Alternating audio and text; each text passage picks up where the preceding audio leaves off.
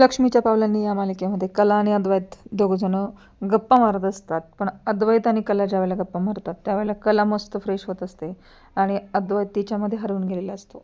त्यामुळे कला तिच्याकडे बघते त्यावेळेला तिच्या लक्षात येतं अद्वैत तिच्याकडे पाहतोय. ती हळूच त्याच्यासमोर जाते आणि ती म्हणते, कुठे तंद्री लागली? त्यावेळेला तो म्हणतो, कुठे काय? अद्वैतचं मात्र लक्ष तिच्याकडे असतं, तिच्या बोलण्याकडे नसतं.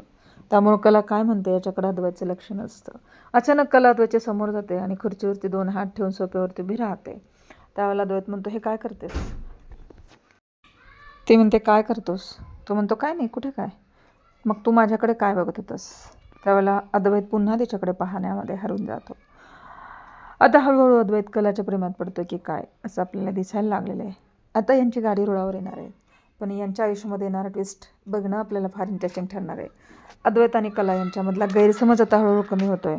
बघूया उद्या त्यांच्या आयुष्यामध्ये आणखी काय नवीन वादळ येते.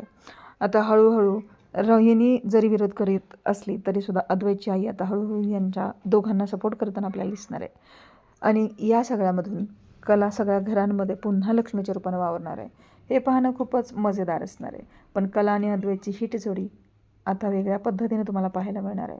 आता हळूहळू अद्वैत कलाची बाजू घेताना तुम्हाला दिसणार आहे आणि अद्वैत आणि कला दोघं मिळून घरामध्ये येणाऱ्या अडचणींचा सामना करणार आहेत.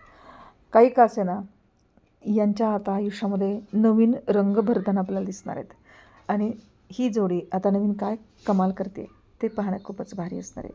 पाहत राहा अद्वैत आणि कलेन यांची रोमॅन्टिक हिट जोडी लक्ष्मीच्या पावलांनी. धन्यवाद.